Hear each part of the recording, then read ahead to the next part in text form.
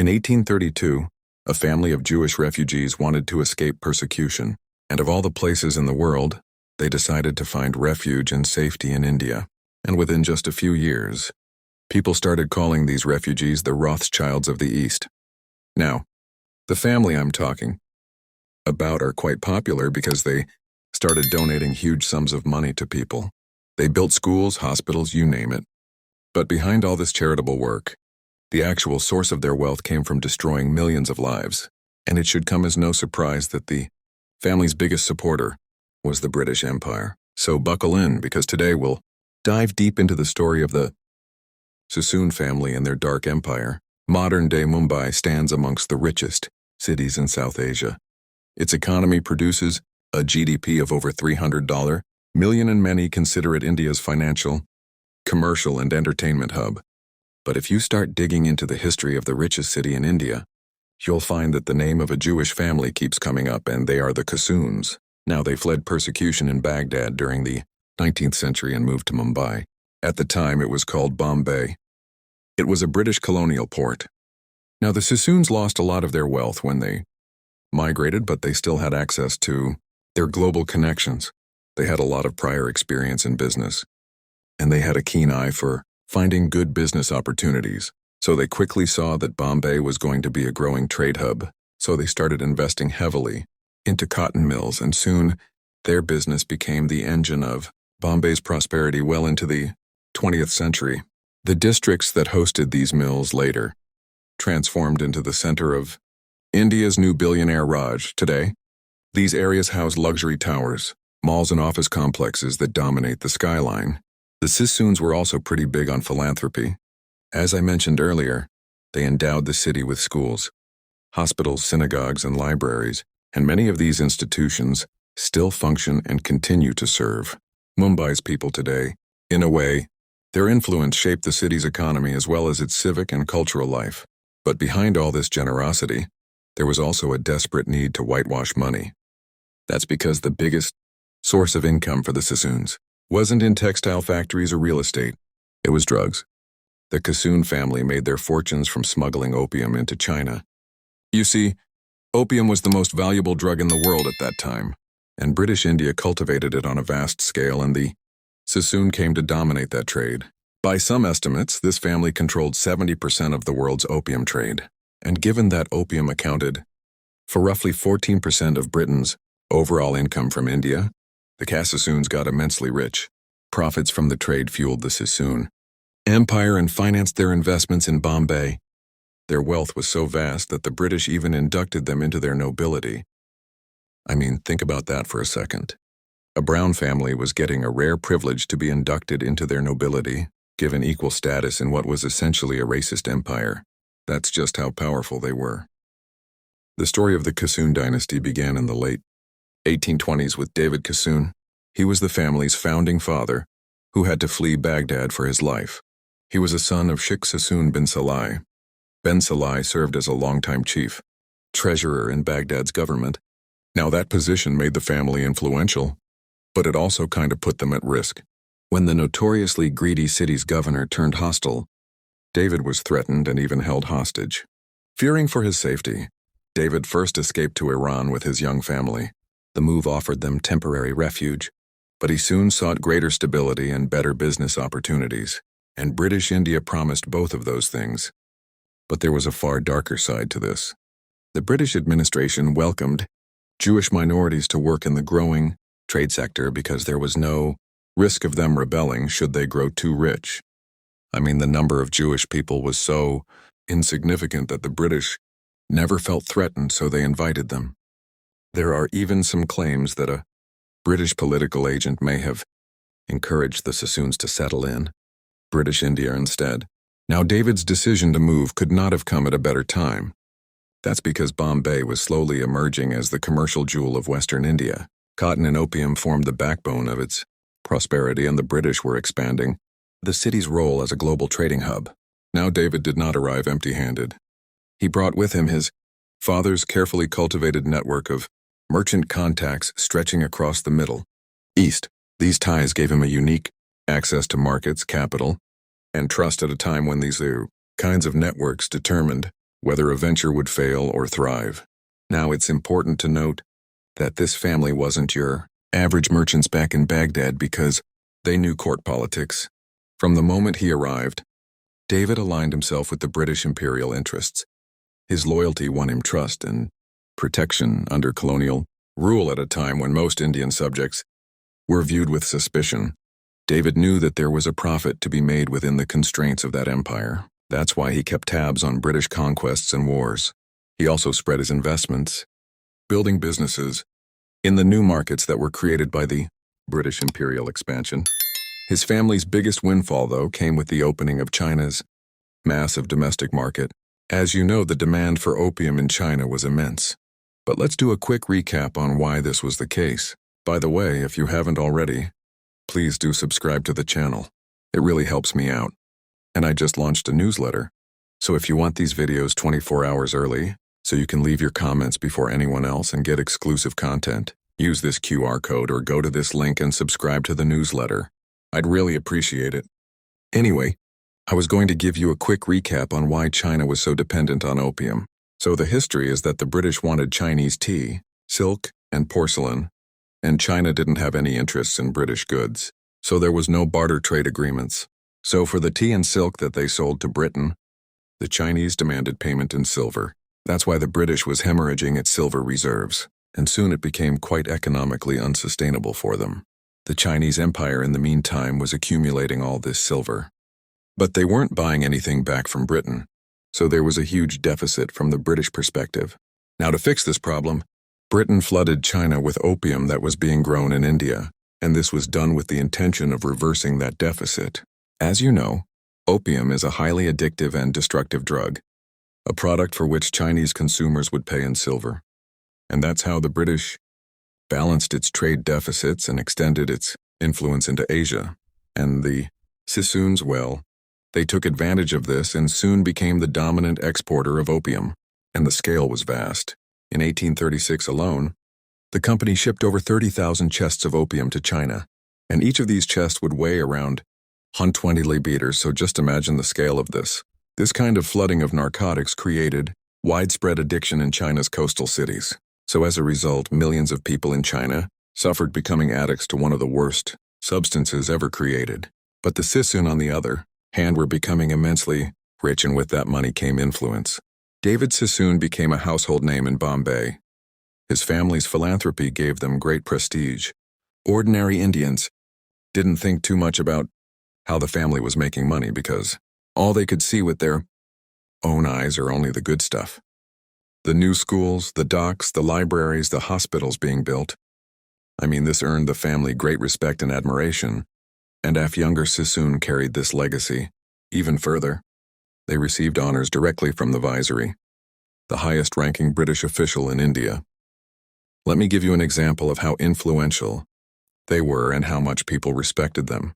They created a system where Bombay's tramways issued special Sabbath passes so that Jewish passengers could avoid handling money on Saturdays, in line with their religious observance. That's how much influence they had. Now, the Sissoon family's fame and influence wasn't limited to just India. Given their strong ties with the British administration and their vast wealth, they managed to secure privilege in Britain itself. David Sissoon set the precedent. In 1853, he was granted British citizenship in recognition of his services to the empire. I mean, few colonial subjects achieved such a status, and it marked the family's entry into the inner circles of the British Empire. Now, later generations would go even further when it came to their status in the British society. They used their opium fortunes to purchase stately homes across England. These estates allowed them to move in elite circles and to cultivate ties with the royal family. Now, remember how I said that many people refer to the Sissoons as the Rothschilds of the East? Well, it turns out that the Sissoon family started mingling with the actual Rothschilds. The interests of the Sissoon family were uniquely interlinked with those of the empire.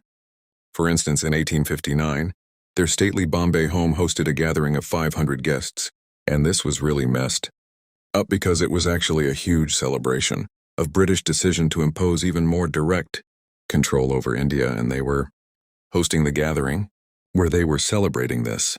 So events like this demonstrated how firmly the Sassoons had tied their fortunes to imperial British power and backing Britain itself. The Sassoons were being recognized as peers by the ruling class. A clear example of this is of David's son, Reuben Sassoon. He soon became a close companion of the Prince of Wales and future King Edward III. Now you have to appreciate how much of a big deal this was, because the status and access to the heir of the throne was extraordinary for a family who were just refugees in India just a few generations ago. Their prestige was also enhanced by their strategic marriage with the Rothschilds. Albert Sassoon's son married a Rothschild daughter, cementing the ties between the two Jewish dynasties who were both integral to the British imperial endeavors. By the way, I made a video about the Rothschild, so you can check it out over here for more detailed information.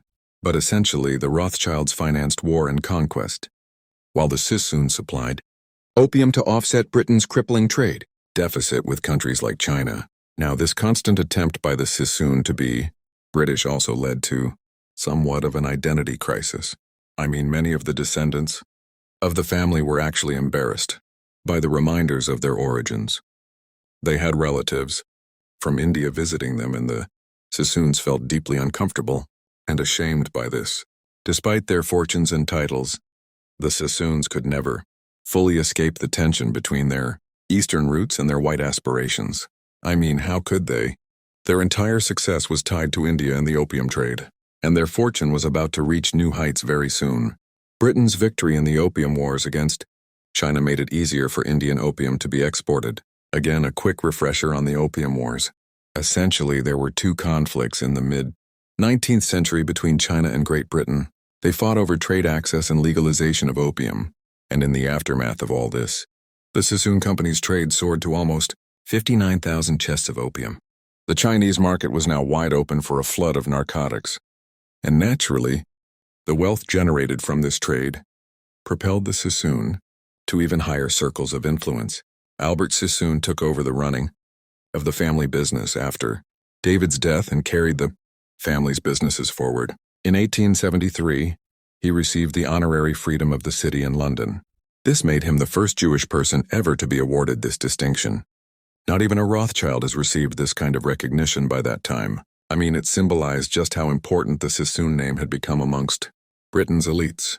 Eventually, their reputation solidified even outside their drug empire. I mean, they were savvy enough to invest that money in legitimate businesses. Starting with David, the family had invested into property, insurance, and banking, and these moves allowed the Sassoon family to survive the downturn in the cotton market and even the financial crisis that shook India in the mid-19th century. Now, new ventures followed as well. The Sassoon put money into an American railway syndicate, into Hungary's national debt, and even real estate ventures across Europe.